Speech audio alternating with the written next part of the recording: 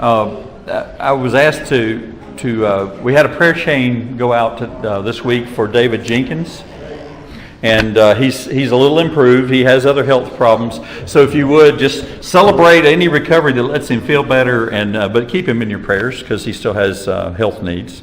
So that was just added here as we had our meet and greet time. All right, so that was David Jenkins.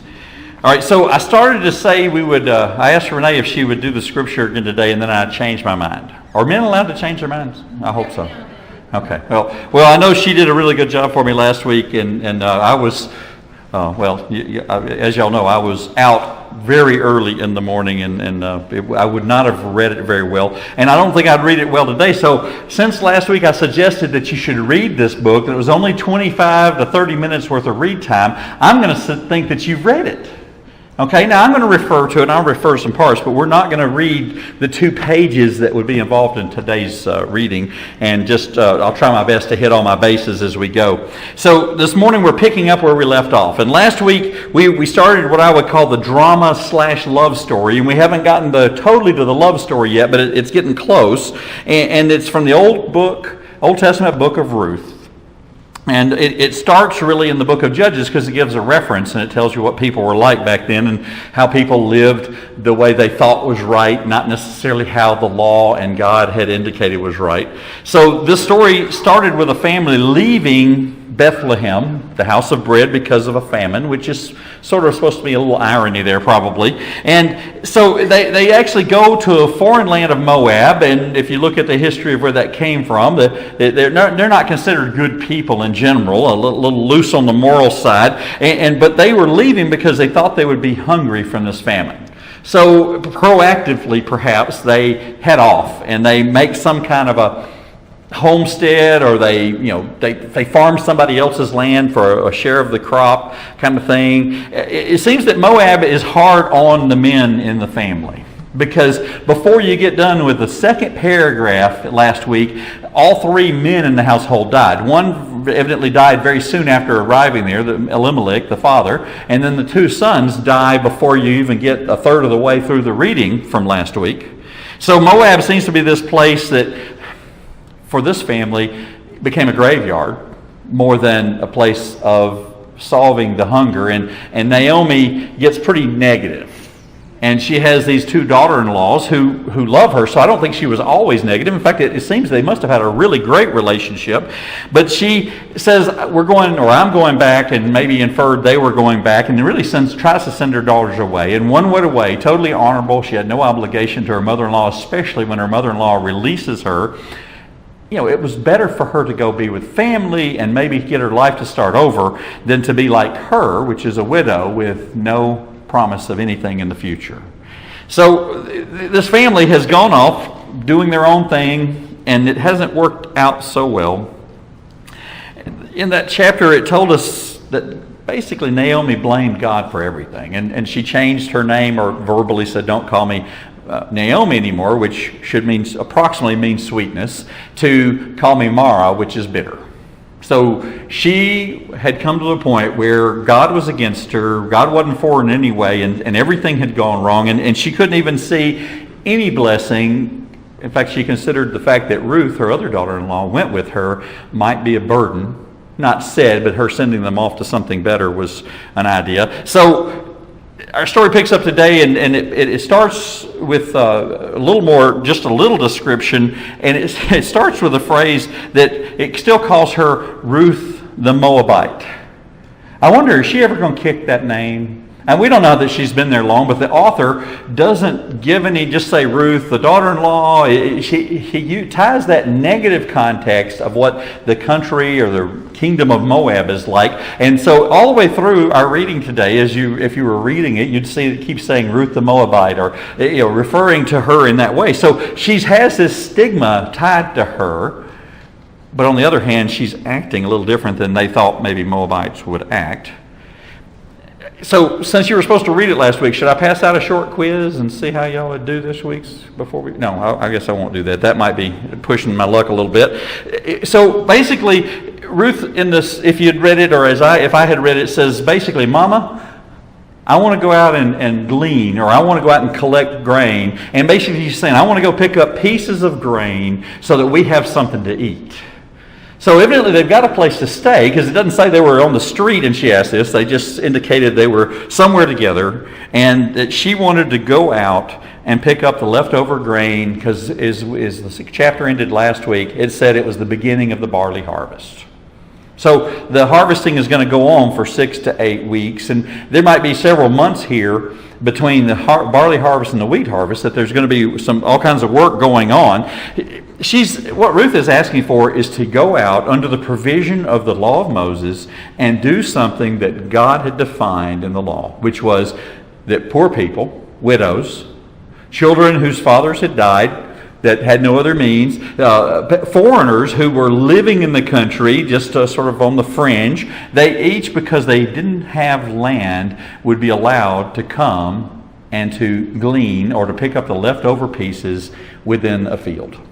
Now, there's a fairly short description of what gleaning is. I went out and looked for all kinds of others. Gleaning was hard work. It was something that was there, though, that allowed the poor, those with needs that had no other means of support, to go out and work for food.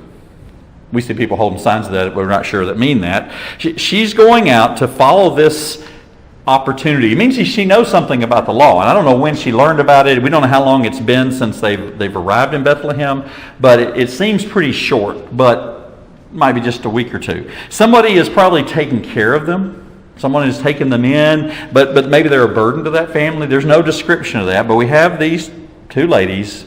The younger one says, hey, I want to go out and pick up. It went away. Maybe it's my head's crooked or something. All of a sudden it went away. We'll see if it stays. Go out and pick up these extra pieces. Now, in the Deuteronomy and Leviticus, it gives definitions of what a farmer or a landowner is supposed to do in that law. And it's basically they leave the borders of their field and the corners unharvested. Now, it didn't say that it would be exactly 3 feet wide. It didn't. How about I get the other mic or something? This one just seems a little bit goofy this morning, and I'm tangled up in my other stuff. All right.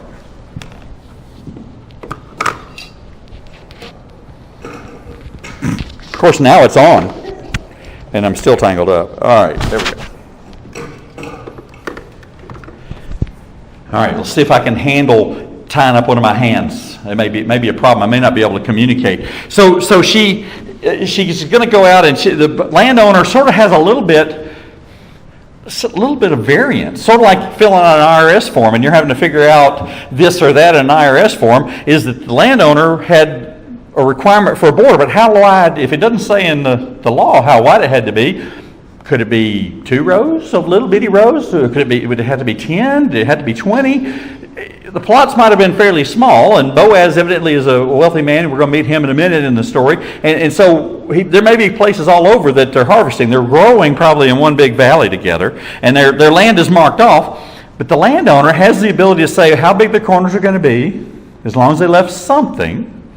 Seems like they'd be in compliance. So they could do a minimum, and if you didn't do it at all, there were negative things that could come about. You could be charged with not doing it because they want the community to be blessed by God, which means that everybody needs to try to follow the law of Moses. So there were things that you could challenge them on, but the poor couldn't challenge because they didn't have much voice in this. This was something God had described.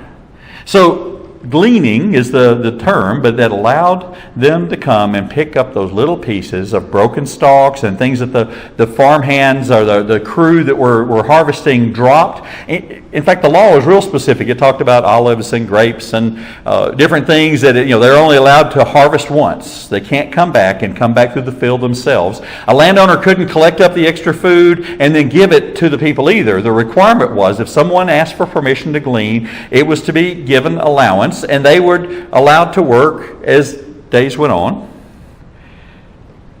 God gives a provision for food, but it required a little bit of work. It required them to to pretty much do what the landowner did, which was to harvest what God had provided.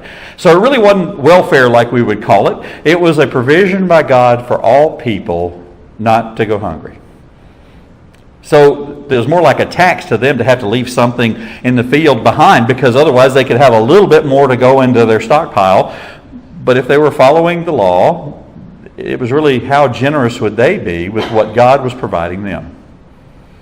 It's a pretty challenging idea, but everybody who was qualified, by not being able to do their own thing, by not having any land, were able to come out, and that included foreigners. Now we have Ruth, the Moabitess, and she qualifies because she's a foreigner. She's sojourning. She, as far as the community is concerned, she's there for a short time. They really don't know the commitment she's made, perhaps, to be one of those people. But so she qualifies there. She qualifies because she has nothing. She's a widow. In fact, she's a widow of a Jewish man.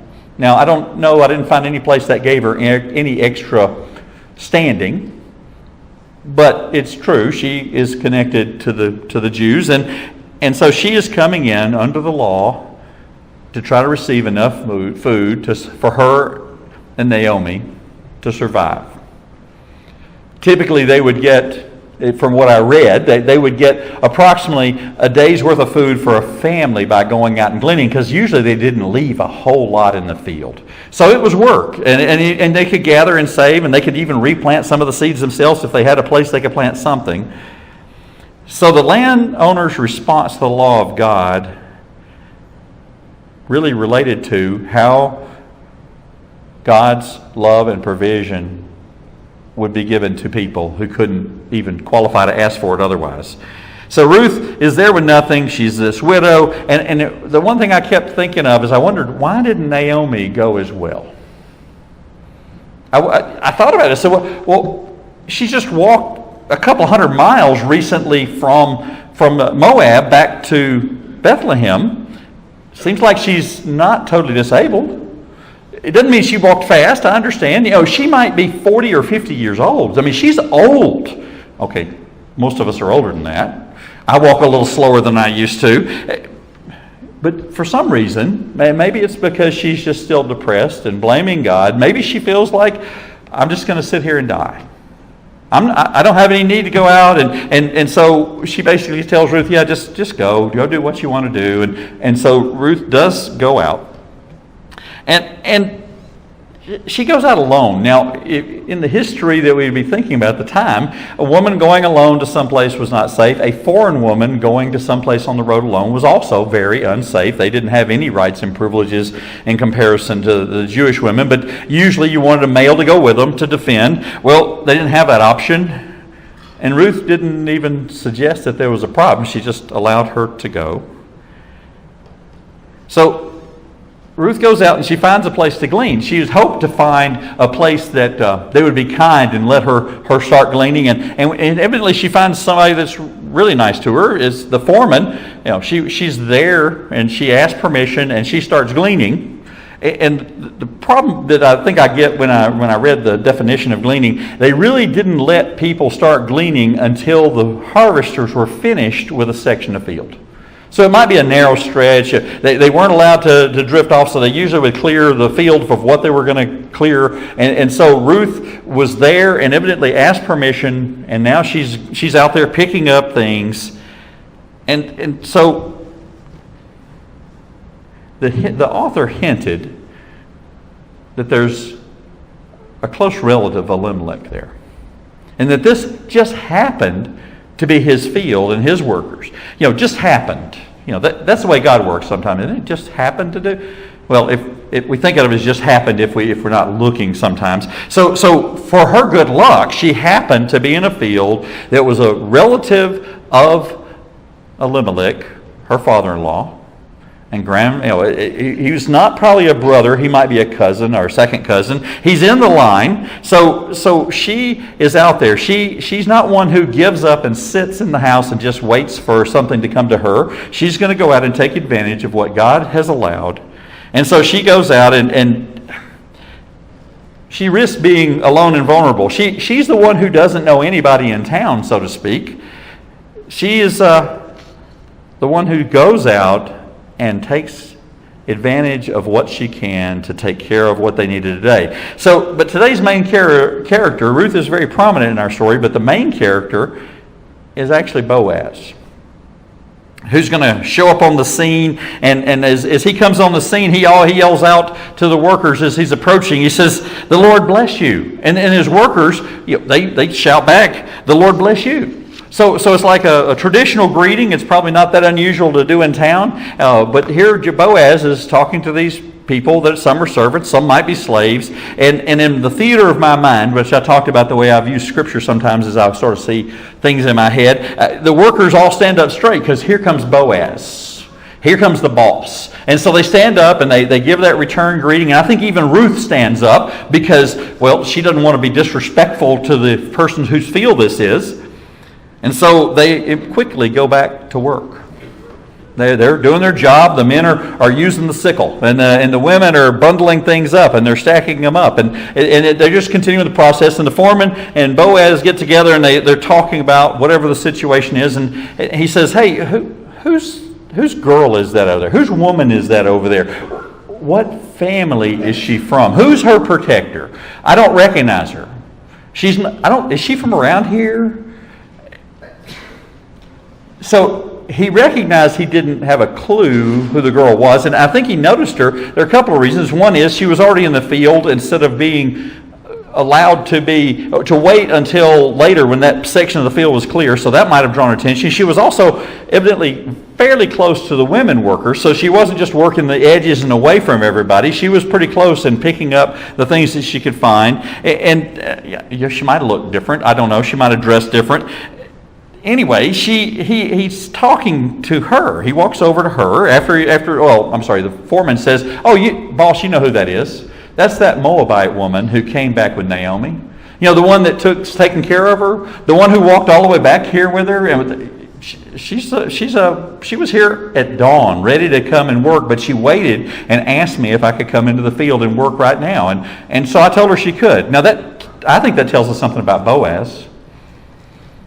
He didn't require that the gleaners would speak to him to get permission, and he could pick and choose. He allowed his foreman to make some decisions, and decisions on how this rule that God provided to feed poor people, how it would be played out. So the foreman could have said, "I need you to wait till the boss comes later today, and then you can do something," or "You got to wait till the field's clear." He didn't give any restrictions that we know of, except that she sort of understood the rules. She was not right up there where the things are being cut. She was close, but far enough away that she was not interfering with the work.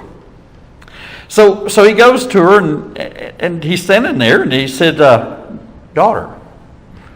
He didn't say lady, girl, Moabite. He says daughter. And then he starts telling her something that you need to do a few things for me. First, stay in my field all the time that you come to glean. Don't go anywhere else. It's safer for you, because I'm telling my men, I'm figuring the foreman standing right there, I'm telling my men to leave you alone and let you get, to be not run off after a few hours of and not only have a minimum harvest. So the foreman's going to go tell the guys, she can come over here and work. She's okay. The boss has said she's good. Don't run her off. Now, I think the NIV said, don't lay hands on her. Others say, give her a hard time kind of thing. So on top of that, he gives her permission to get water instead of having to bring some little bit of water with her and in the heat of the day just have to go refill. He says, go on up and get water that my men have collected for the workers, and you go up and get water anytime you want. Now, that's actually a really big provision. Usually it was women in the household that collected water. Probably in the field, because there would be so much more, they may have the men do it. It may have been common. But he has given her permission that normal people that come to glean don't get. He's upgraded her status. She's still gleaning. He didn't hire her to do a job. He's not going to pay her any money. He's going to allow her to continue under the law to receive from the generosity of God in that field by receiving the barley and later the wheat. He had heard that she only took a short break, but evidently he stays, and then mealtime comes. And so he's there, he's been watching. Maybe he's seen her working here and there, and he's been keeping up with the things that they're bringing up and stacking in. And so at lunchtime he says, come over here.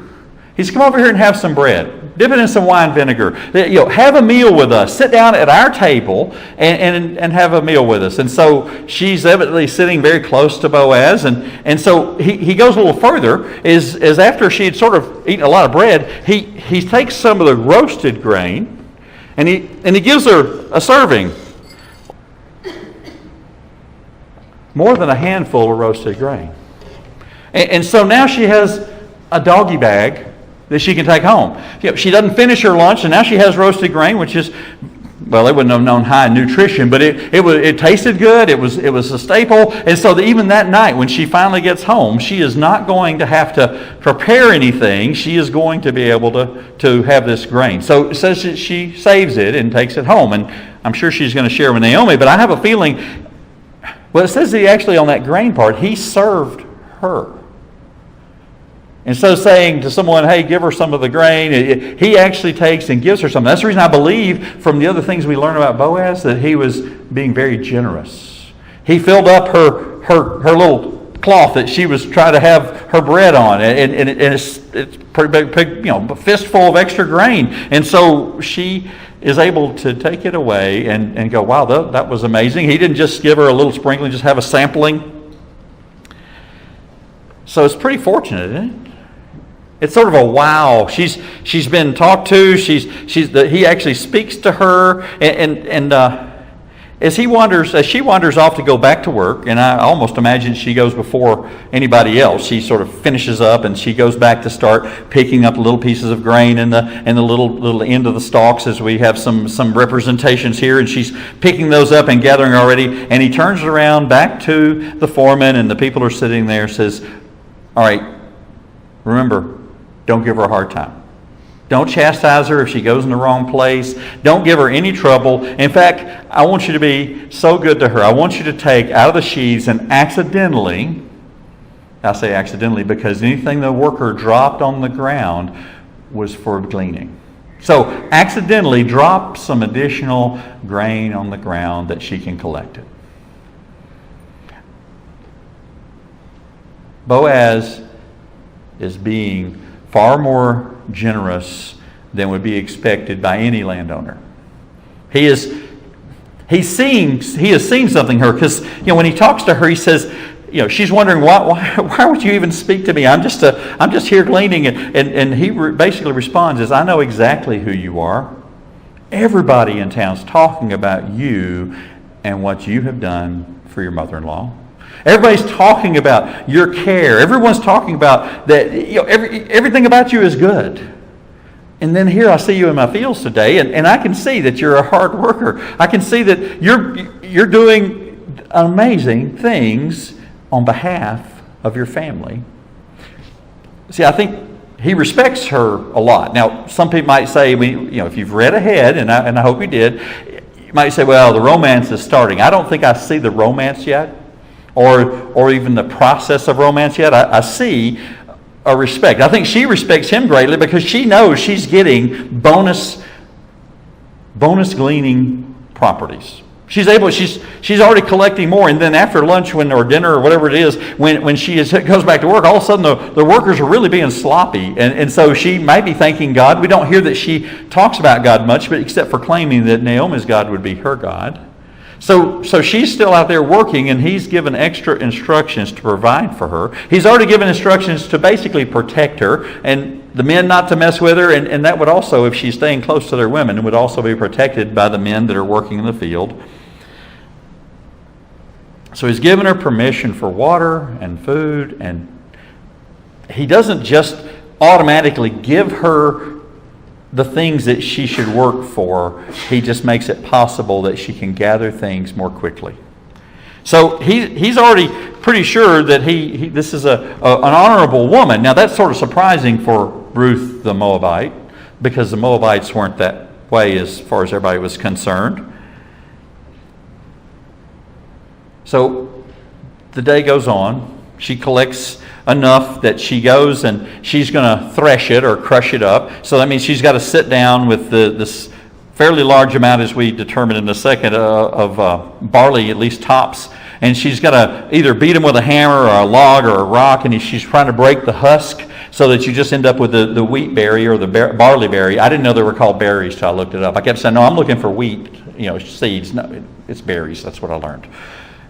There's a tidbit for y'all to take away. They're called berries. Maybe you already knew that. So maybe she can even take her feet and standing on rocks can shuffle them and break them up, and so she can get the bulk of what she has gathered, a handful at a time, and carried to her little pile. She can break it up and get it small enough that she can transport it.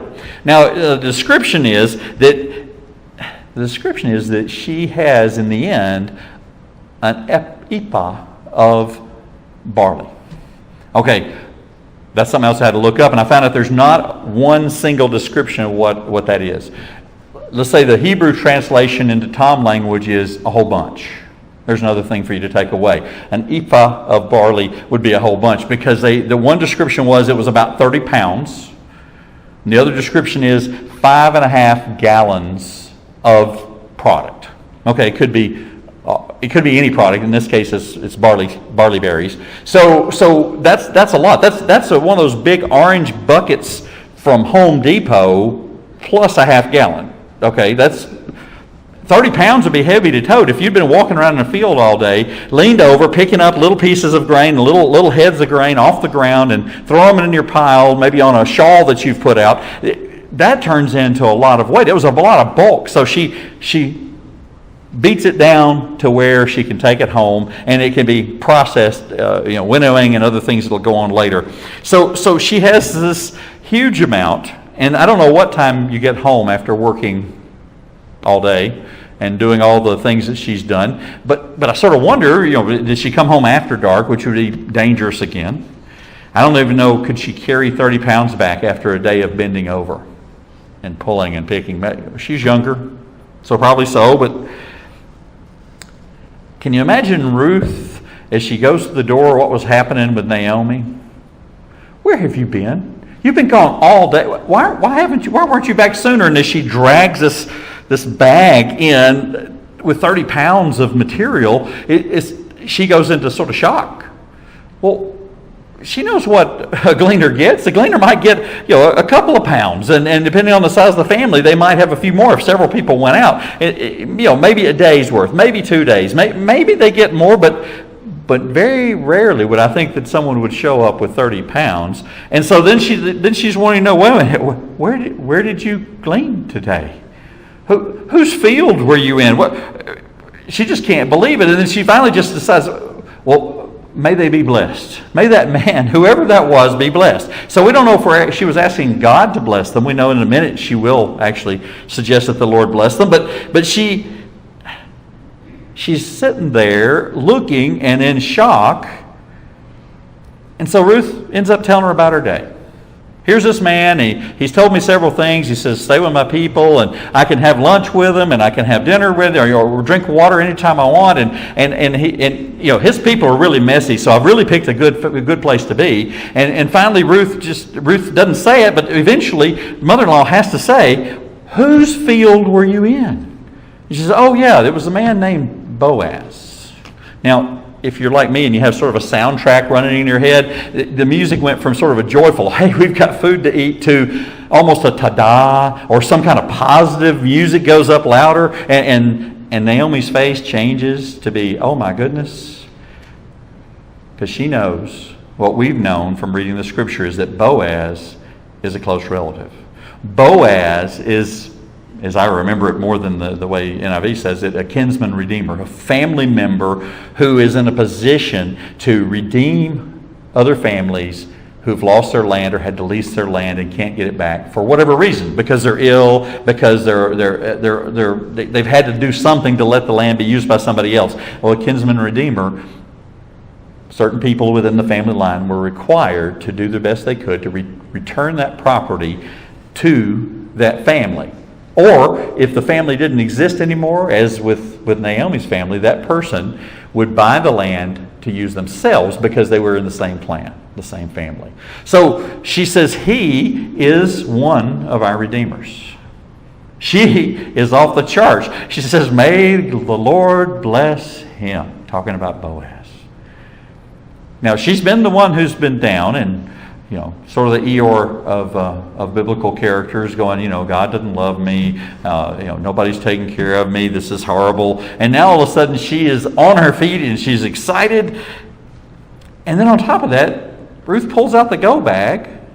Here's the leftovers from my lunch that we can share tonight. It's just blessing after blessing, and she realizes that God hadn't left her, that God was still Hesed. Now, I did not explain Hesed very well, and so we need to define that. But Hesed is basically that, Hesed is used in the Hebrew language referring to God as a kind of kindness that is just continuous. It doesn't stop. It's dependable. It's the kind of kindness that preserves and encourages life.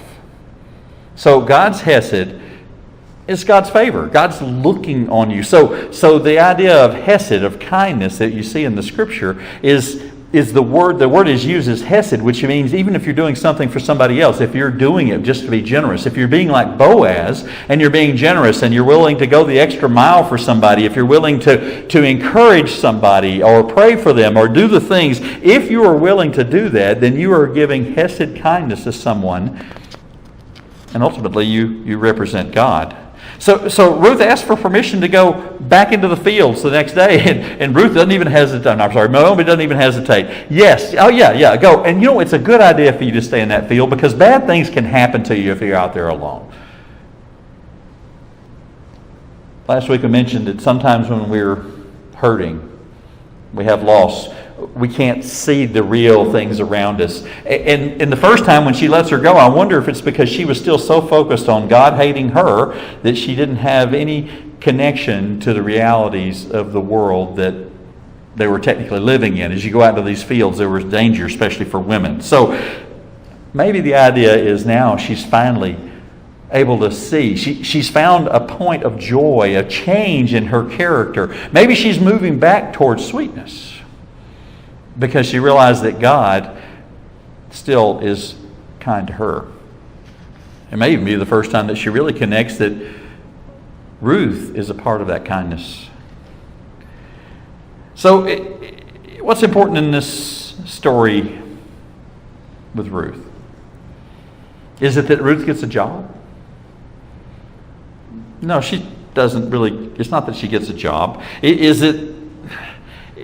That's good. It's good that they found a way to be supported, but she isn't being paid any cash. So the generosity of Boaz turns into something that they can actually sell some of and have a little bit of money. So it's a positive provision that she brings home that starts from God and then passes through Boaz. So the important point for us today, this definition of kindness from God is something that we often can lose sight of ourselves. Bad things do happen to us, happen to our family and friends. No, I won't go there. Boaz has this righteousness that it didn't start with just Ruth. I think he was kind to other people that came needing things. His foreman lets Ruth come with no real knowledge. He may recognize her. He may have seen her someplace. But he knew that Boaz would have accepted someone coming and asking permission and coming in. So Boaz's righteousness and his sensitivity to the poor was something he passed down to his workers. Now, they may have still been sort of protective, but he cleared that up when he went. Some of the suggestions in other translations, because personally I have a little bit of a disconnect, and just my view, I'm not that educated, but a disconnect of when everybody, and I looked at several, and most of them describe Boaz as a wealthy man, a respected man, but every time it ties back to how rich he was. I'm not sure that I'm totally comfortable. There are some other translations that translate the word, and I find this in my research, but the word instead of being wealthy is valor. Same thing is used to describe David and his men. It's a description of a man of valor is one of the acceptable translations, but very few people use it that way. But I see that as being the man that is respected in the community, the man that is tall and strong, and the man who takes God's law seriously enough, that he's righteous enough, that he takes the meaning of what God means for taking care of the poor to a level that his generosity is so gracious that it matches the way God works, the way God deals with us.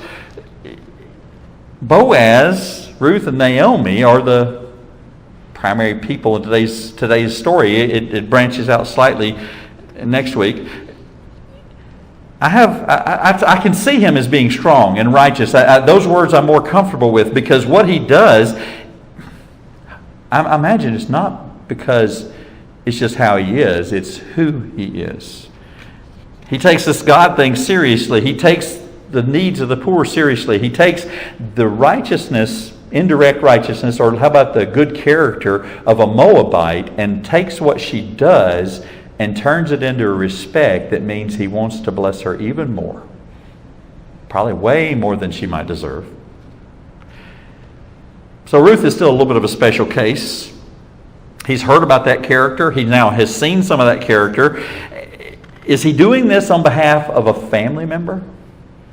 Technically, she's a widow within his family, not in the direct line. So there may be some there. So he may be dealing in a special case with Ruth as a member of his family and finding a way to bless her there. He doesn't want to make her feel like she's a charity case. He wants her to continue to earn it, because that's the way the law expresses it.